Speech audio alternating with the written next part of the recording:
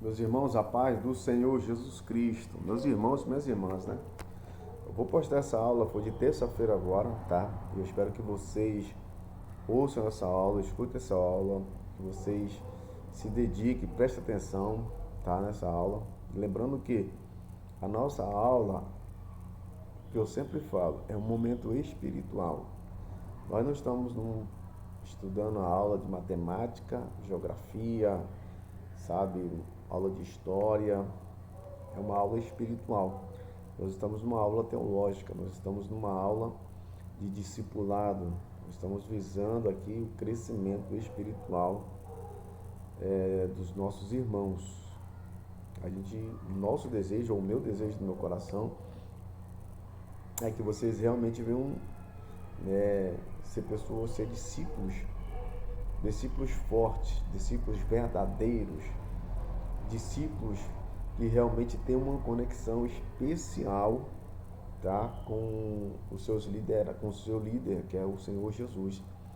Na sala de aula, eu toquei no assunto, no caso aqui essa aula é referente para as pessoas que não participaram da nossa aula presencial. Então eu vou fazer essa aula aqui justamente, principalmente todos, se puderem ver esse vídeo, é importante rever a aula, mas principalmente aquelas pessoas que não assistiram uma aula,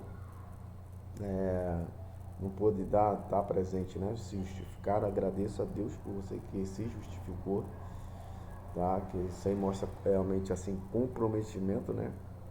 Com o nosso estudo, seriedade com o nosso estudo, porque uma vez que é importante isso para mim, porque eu me esforço para estar lá todas as terças-feiras. Não é fácil estar lá todas as terças-feiras.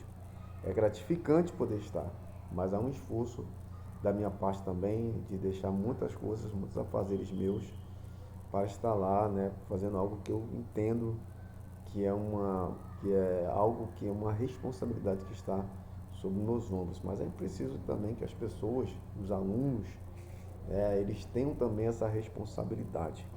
Então, a nossa aula da integração do discipulado, de terça-feira agora, nós tratamos muito, sabe, sobre a questão do discipulado e da assimilação da palavra de Deus. O que nós tratamos, né, o que nós estamos tratando nessa aula que houve, né, que nós já passamos agora e agora online, é que a importância de você ter um relacionamento com Deus, com Jesus. Você tem o irmão Gerson, graças a Deus, tem sido uma referência de fé, de comportamento, de homem de Deus, né, de uma pessoa de Deus. Isso aí é muito importante.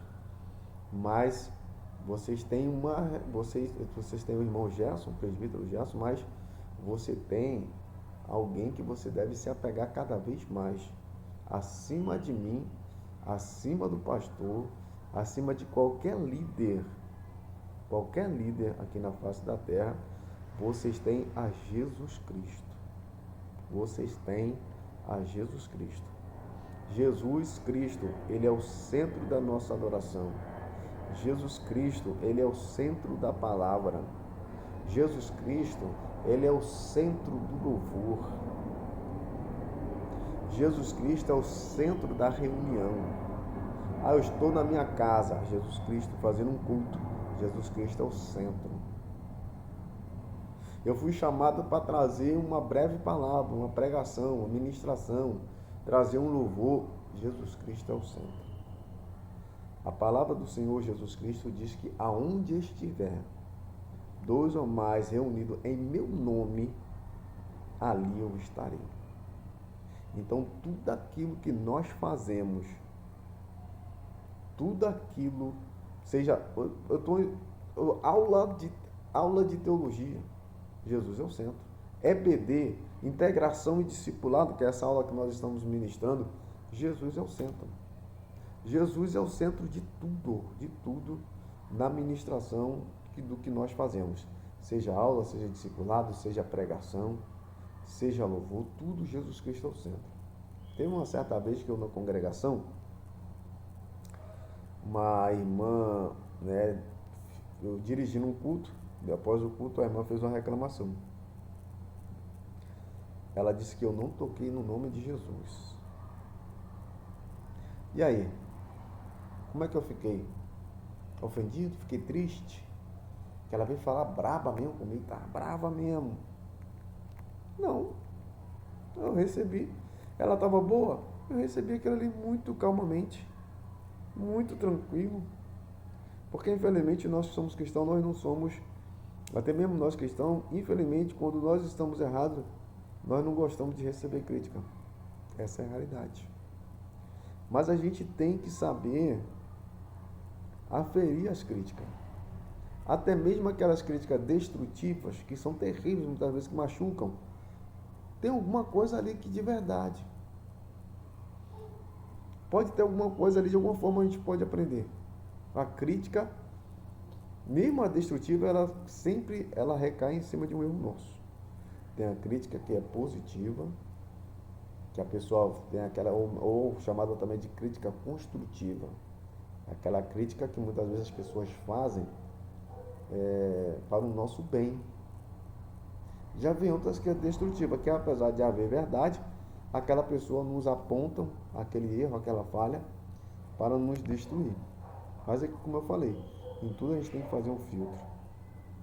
E não deixar que as críticas negativas, elas venham nos causar algum tipo de transtorno emocional, destruir com a nossa autoestima, destruir com o nosso, mexer com o nosso chamado. A gente tem que tomar muito cuidado com isso. Então aquela mulher fez, aquela irmã, ela fez uma crítica e eu aceitei aquela crítica. E eu realmente falei, eu de boa, tranquilo. Realmente, eu pensei, pô, tenho que me policiar mesmo. Como é que você dirige um culto? Você fala em Deus, você fala no Espírito Santo, você canta um louvor, você traz até um versículo da Bíblia, você faz uma ministração, que geralmente é algo com característico meu, e você não toca no nome de Jesus. Ela tá certa. E é uma coisa que a gente tem que se policiar muito, muito, muito mesmo. O próprio Senhor Jesus Cristo falou, né? Quando um ou dois, né? Quando dois ou mais estiver reunidos em meu nome, ali eu estarei. Toda reunião, ela tem que ser feita no nome de Jesus. Reunião do cristão, Jesus é o centro, né? É a Trindade Santa conosco, Deus Pai, Deus Filhos, Deus Espírito Santo. Isso é tão forte, o nome de Jesus é tão forte, que ele vai mostrar, né, que nós devemos expulsar até os demônios, efetuar a cura por meio do nome de Jesus. Então, Mateus, capítulo 18, no versículo 20, vai dizer: portanto, se onde estiver dois ou três reunidos em meu nome, ali eu estarei convosco, ou ali estarei com vós. Então, você percebe que Deus, ele ensina aí, o Senhor Jesus Cristo fala, deixando muito bem claro, né? Essa intenção. Onde estiver dois ou três reunidos em meu nome, estarei convosco. Ou ali estarei. Ou ali eu estou também, dependendo da versão. Então Jesus Cristo mostra a intenção claramente de que, sabe, ele estava prevendo, né, realmente o futuro, né, gente? Estava realmente prevendo o futuro. Onde estiver, né, dois ou três reunidos em meu nome, ali estou. Sabe? A você fala, por isso que nós estamos ensinando isso. Eu estou ensinando, né, nessa lição. É num culto doméstico, é num culto na igreja, é no evangelismo de rua, tudo é no nome de Jesus. É na consagração de manhã, é na oração que nós fazemos lá no domingo de manhã, uma hora de oração direta ali de joelho, tudo no nome de Jesus. Então Jesus, ele é o centro, né? Ele é o centro da nossa adoração, ele é o centro da nossa vida, ele é o centro da nossa fala, tudo que nós falamos, ensinamos, escrevemos, tudo isso é norteado pela palavra de Jesus, pelos ensinos de Jesus, tá? Sempre no nome de Jesus. Jesus é o centro de tudo. Até no curso, né, que nós fizemos de média em teologia, ensina justamente isso. que Jesus Cristo ele é o centro das Escrituras. Se você for ver realmente no Novo Testamento, no Antigo Testamento, desde o Antigo Testamento, né, desde lá de Gênesis, né, capítulo 3, versículo 15, que você já vem ali falando sobre Jesus.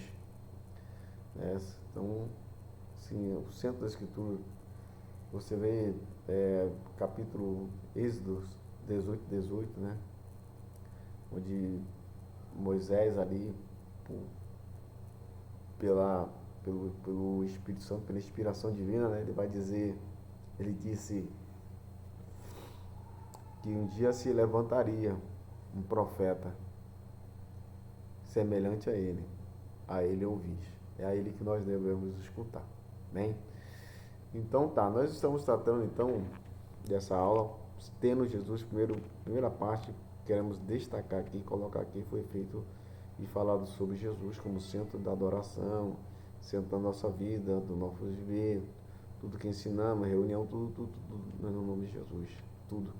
Culto, a dirigir culto, nunca se esqueça de falar de Jesus, tá? Versículo bíblico sobre Jesus. Então, Jesus é o centro, né, da nossa adoração, da nossa vida, dos nossos ensinos, de tudo. Ensinando, vou ensinar escolinha de criança, tudo Jesus. Jesus. Tá? Claro, Deus Pai, Deus Filho, Deus Espírito Santo, e nunca se esquecendo de Jesus. Outro fato importante é a questão do discipulado. Jesus, ele discipulou, né, seus discípulos durante, no caso aí, 3 anos, tá? 3 anos, tá? Vamos lá. Qual era a função do discípulo? Ou por que os mestres tinham discípulo, né? Porque era importante para os mestres, né, principalmente naquela cultura, que houvesse discípulos que dessem continuidade ao trabalho que eles estavam fazendo, tá? Então, vamos pensar assim numa família. Um pai, principalmente nas culturas mais antigas, talvez isso não muito recentemente, mas o pai, quando ele gerava um filho, a sua perspectiva era de praticamente da sua projeção na vida do filho. Ou seja, se esperava que o filho fosse como se fosse uma réplica do pai, que ele assimilasse os ensinos do pai, a cultura do pai, que ele fosse um exemplo como seu pai, sabe? E não só, obviamente, se esperava muito mais o comportamento dos filhos ser semelhante aos pais. Se esperava que os pais, que os filhos, no caso, prosseguissem, recebessem dos pais a doutrina, o ensinamento, e prosseguisse nessa doutrina, esse ensinamento, transmitindo aí para gerações futuras. E isso aí, sabe, geração após geração, sendo aí transmitidos esses ensinos. No discipulado é semelhante, porque esses discípulos eles se tornam como se fosse filho dos seus mestres. Os mestres tinham que transmitir esses ensinos para esses filhos, ou melhor, para esses discípulos. E esses discípulos, obviamente, eles deveriam futuramente ser mestre também, tá? Então, quando você vê, tipo assim, naquela geração, o mestre com seus discípulos, a ideia do discipulado era tornar esses discípulos mestres. Então a ideia do discipulado era exatamente isso. Por quê? Veja bem, vamos pensar direitinho. Existiam os ensinos, esses ensinos teriam que ser perpetuados, tá? E como que esses ensinos iam ser perpetuados? Tinha que haver um discipulado, pessoas que aprendessem, mas o discípulo então, ele é aquela pessoa realmente que, principalmente naquele período ali de Jesus, você vê que são pessoas que se entregava integralmente ao aprendizado, tá? E aquelas pessoas, elas estavam aprendendo o que? Os seus discípulos? Aprendendo a ser mestres. Tá? Elas estavam passando por uma fase de alguns anos, talvez de 4, 5, 6 anos. E no final desse período, essas pessoas, ela ganharia, entre aspas, né, se acontece no dia de hoje, o diploma de mestre. Tá? Só que, tipo assim, naquele período, principalmente, não era, entre aspas, vamos dizer assim, só para entender, graduado é a pessoa que, tipo, tirava boas notas, não. Ali o mestre sabia realmente quem aprendeu e quem não aprendeu. Não adiantava passar 4 anos hoje, como você às vezes passa 4 anos numa faculdade, praticamente os alunos são aprovados. Mas no discipulado não era assim, porque realmente havia um interesse que esses discípulos realmente aprendessem, assimilassem, tá? E o que é assimilar? Assimilar é diferente de aprender. Assimilar é muito mais profundo. Assimilar é muito mais forte. É uma palavra que tem uma consistência e uma qualidade superior. Por exemplo, é, o que diferencia aprender? Vou dar uma explicação, até nessa explicação eu dei na sala de aula. Vamos lá, na palavra de Deus está escrito assim, no Decálogo, está escrito: honrará pai e mãe. O papel do discípulo não era só do discípulo, não é somente você aprender o capítulo e o versículo, é você assimilar. O que é justamente assimilar? Assimilar é você compreender o seu teor, você compreender a sua essência, você verdadeiramente se conectar ou estar conectado com aquele ensino. Aí você assimilou. Aí eu vou continuando nesse exemplo. Por exemplo, vamos lá. Você está lá escrito lá, honrará pai e mãe. O discípulo, ele entende, a assimilação corresponde a você compreender qual é o porquê que eu tenho que honrar meu pai e minha mãe.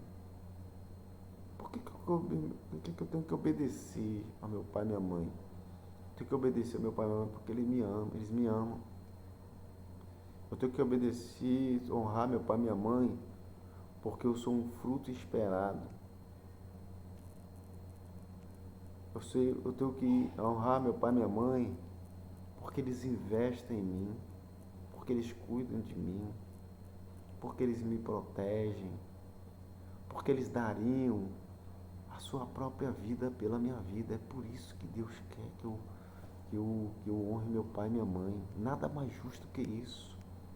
Os meus pais trabalham, se esforçam, me amam, dão o melhor por mim, pensam em mim, cuidam de mim. Então isso aí é assimilar. Aí por que é importante esse assimilar? Por essa compreensão. Que difícil por que é importante essa assimilação? Porque aí você não vai viver aquilo que está escrito simplesmente porque está escrito. Não. Aí já é religiosidade. E Deus não quer isso. E Deus, Ele não quer isso de mim nem de você. E Deus não quer que você que você viva uma coisa que está escrito, coloque em prática aquilo que está escrito. Sabe por que está escrito? Porque eu tenho que obedecer. Não, você tem que compreender. Porque Deus não quer que você só pratique, Deus quer que você assimile. E que você, a partir dessa assimilação, você consiga realmente vivenciar o que ele está ensinando. Jamais Deus ele iria estabelecer uma lei para que o ser humano obedeça a rigor da lei. Tipo, não, eu tenho que, né? A rigor da lei está mostrando que eu tenho que obedecer minha mãe. eu tenho que, eu tenho que honrar meus pais. Não é assim. Não é dessa forma. Como eu falei, tem tudo uma. Tem, a assimilação é você conhecer o pano de fundo. Você conhecer o que está por trás desses ensinos, desses mandamentos. Qual é a essência do mandamento? Aí você realmente vai compreender, você vai assimilar. Isso aí é assimilação. Deus não fez um mandamento para tipo, obedecer pai e mãe, porque está escrito. Jamais Deus, ele quis que nós viéssemos obedecer os mandamentos simplesmente porque está escrito, porque é uma ordem, porque você tem que obedecer. Nós vamos falar agora a parte do discipulado. Vocês são candidatos a serem batizados em águas. Vai ser agora em outubro. Se preparem, uma fase muito importante. Eu sempre tenho dito aqui que essas aulas, elas são espirituais. Essas aulas são espirituais. A gente está ministrando aqui, mas com muita responsabilidade. É uma responsabilidade muito grande. E há um desejo no meu coração que vocês verdadeiramente assimilem esse ensino, esse estudo. Eu gostaria muito que vocês assimilassem, compreendessem, guardassem dentro do coração a palavra de Deus, que vocês realmente fosse lá em cada versículo que a gente está citando da Bíblia Sagrada, conferisse lá, também meditasse, porque a gente está trazendo alguns estudos fruto da ministração, né, que o Espírito Santo de Deus tem colocado em nossos corações, mas individualmente eu tenho certeza que quando você for lá examinar as Escrituras, assim Deus também está olhando esse ato, está gostando e falará mais ainda também no seu coração. Nós temos como questão de criar esse hábito de tão sadio, né? Estamos hoje numa geração que tem maus hábitos. Passa muito tempo no celular, muito tempo em mídia, perdendo tempo com várias coisas sem sentido. E aqui, se você vai ter, no caso, um hábito maravilhoso, que é o hábito da leitura. Tem um hábito de dupla, como é que se diz? Um hábito que tem uma dupla importância, né?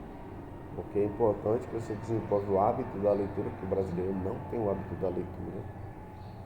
E outro fato é que você está adquirindo conhecimento. Você está assimilando a palavra de Deus, você está conhecendo a palavra de Deus, você está conhecendo a Bíblia Sagrada. Então isso é muito importante. Aí no capítulo de Mateus, no capítulo de número, no caso aqui no capítulo 28, versículo 19, na minha versão, tem várias versões diferentes, mas eu gosto muito da versão que diz: ide ao mundo e fazer discípulos de todas as nações. Então, a gente está na aula da integração discipulada. Eu sou o líder da integração discipulada. Vocês estão sob a minha liderança, sob a minha responsabilidade. Então, a palavra de Deus diz aqui: ide ao mundo e fazer discípulo de todas as nações. O meu papel é fazer você discípulo. Discípulo é uma pessoa ativa na obra de Deus. Discípulo é uma pessoa que se importa. Discípulo é uma pessoa que se interessa. Discípulo não é aquele que vai quando quer. Não é aquele que faz o que quer. Que pensa como quer. Que age como quer. Não, discípulo não é assim não. Discípulo é símbolo de renúncia. Você vê que os discípulos, um dos maiores sinônimos deles é esse, porque eles deixaram os seus empregos, muitas vezes até se distanciaram da sua família para seguir a Cristo. O discípulo, ele entende que a partir do momento que ele conhece Jesus, e Jesus está acima de tudo, acima de namoro, acima de sexo, acima de uma vida da perversão, ele renuncia à própria vida, né? Os desejos da carne, para poder seguir a Cristo. Porque ele entendeu que Jesus Cristo é o seu mestre, é a melhor coisa que aconteceu em sua vida, tá? Então, ir de um mundo e fazer discípulo de todas as nações. Isso é muito importante. Como eu falei, pessoas ativas, pessoas que não ficam na inércia, pessoas que agem, pessoas que interagem, pessoas que se preocupam, pessoas que se envolvem, pessoas que estão na seara. Então esse é o mandamento do Senhor. Esse é o mandamento que eu tenho para vocês, é o ensino que eu tenho para vocês. Vocês são chamados para serem discípulos de Jesus. Vocês serão batizados em água, vocês serão os novos membros da igreja. Então é preciso que vocês se envolvam mais, se dediquem mais. Eu, às vezes, tem pessoas que, às vezes, não tem como ir no discipulado, pessoas que faltam culto, pessoas que, não sei, tá? Assim, até que ponto tá realmente tá se esforçando para ir para a igreja, tá se esforçando para fazer o trabalho cristão, tá se esforçando. Então, eu não quero que vocês simplesmente se batizem. Quero que realmente que vocês sejam discípulos, como diz aqui a palavra de Deus, fazer discípulos de todas as nações. Meus irmãos, minhas irmãs, a paz do Senhor Jesus Cristo. Vamos então dar continuidade aqui nessa aula. Eu vou aproveitar, né, que eu estou aqui num monte, para a gente finalizar assim essa aula, parte final dessa aula, tá? Que está tratando sobre o discipulado. Vamos lá. Então o discípulo é aquele que estava, né, aos pés do Senhor Jesus, para aprender do Senhor Jesus. E como já até falamos, só reiterar aqui, esse aprendizado, né, diz respeito à assimilação. Eu já expliquei o que significa essa assimilação. Espero que vocês realmente tenham guardado isso no seu coração, porque quando eu estou explicando alguma coisa, não é simplesmente para que vocês tenham conhecimento, tá? Porque quando Jesus Cristo estava ensinando aos seus discípulos, não era simplesmente para imbuir eles de conhecimento, tá? Era para que eles realmente assimilassem, para que eles entendessem, compreendessem a sua essência e praticassem. Então não vai adiantar de nada assim eu estar explicando para vocês, né, a essência dos ensinos, o significado, se vocês não praticarem. Então, assim como Jesus, eu reitero que, como na nossa concepção, vemos que Jesus havia interesse realmente em que os seus discípulos, eles assimilassem os seus ensinos, né, ou seja, vivenciassem os seus ensinos. Também, obviamente, que eu estou passando esses ensinos para vocês, é para que vocês venham vivenciar. Não vai ter, não vai ter razão para mim ensinar vocês se vocês vão ter o conhecimento e não vão aplicar, entendeu? Então é preciso que vocês realmente assimilem isso, que haja realmente uma mudança, que haja uma transformação, que de certa forma, né, esse ensino contribua a você ter a sua vida centralizada nos ensinos de Cristo. Eu passei em sala de aula também o capítulo de número 13 de 1 Coríntios. Lá nos versículos finais, o apóstolo Paulo vai dizer: quando eu era menino, discorria como menino, me comportava como menino, mas logo que me tornei homem, acabei com as coisas de menino. Então o apóstolo Paulo vai demonstrar assim, né, que teve uma fase de discipulado, teve uma fase de aprendizado, teve uma fase que ele, na verdade, ele era menino, né? Mas chegou uma parte que chegou um momento, né, que ele se tornou homem. Se você for olhar o contexto bíblico, você vai ver que o apóstolo Paulo estava usando de uma forma bem amorosa, bem simples, né? Ele estava chamando aqueles cristãos lá, né? Estavam dizendo que aqueles não estavam chamando, não estava dizendo, demonstrando que aqueles cristãos, eles eram meninos ainda.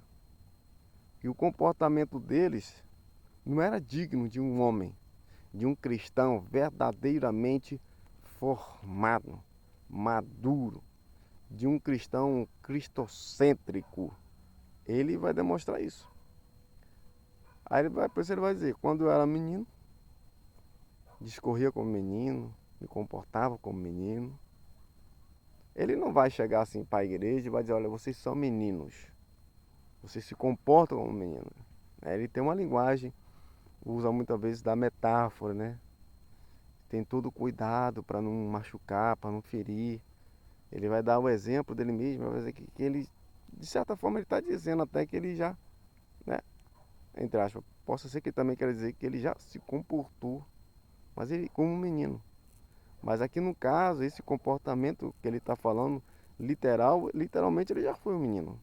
Ele já se comportou como menino. Mas logo quando ele se tornou um homem, ele acabou com as coisas de menino.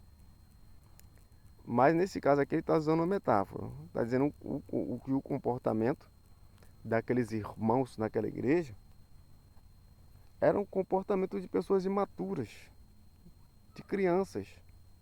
Que eles precisavam amadurecer, que eles precisavam ganhar maturidade. Quem sabe o apóstolo Paulo tem passado por essa fase também. Né? Quando nós nos convertemos, algumas pessoas têm uns processos de amadurecimento diferentes das outras. Nem todas são iguais. Mas existem pessoas que se convertem ao evangelho e que é menino na fé, que é menino nas atitudes, nas ações, no comportamento, passa décadas na igreja, mas não amadurece. Agora vamos lá, por que o apóstolo Paulo vai dizer qual era o comportamento, melhor dizendo, daquelas pessoas a qual o apóstolo Paulo, como diz assim, que ele vai expressar e vai dizer que esse comportamento expressa atitudes infantis, atitude de pessoas, de cristãos imaturos, comportamento de divisão. Se você olhar desde o contexto do primeiro capítulo, né, até esse capítulo 12, 13 na verdade, onde ele vai fazer o encerramento de todo o legado do ensino que ele vem trazendo até então, ele faz o fechamento e continua outros ensinos, né, a partir do capítulo 14, 15. No capítulo 14 ele ainda vai tratar um pouco dessa questão dos dons espirituais, da importância de buscar os dons espirituais, mas daí para frente ele vai tratar de outros assuntos.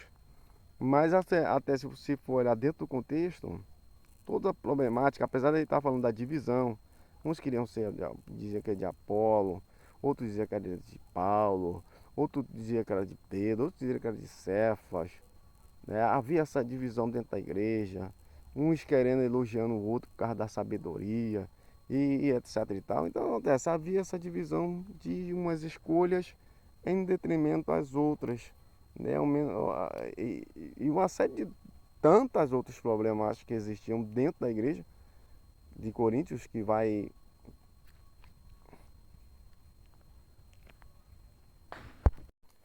Então continuando aqui, tanto as divisões, você vai observar que nos ensinos que ele vai ter, vai dar continuidade a partir dos outros capítulos até o, né, na verdade, todo o contexto da carta de 1 Coríntios, o apóstolo Paulo vai tratar de uma série de problemas que estavam ocorrendo dentro da igreja.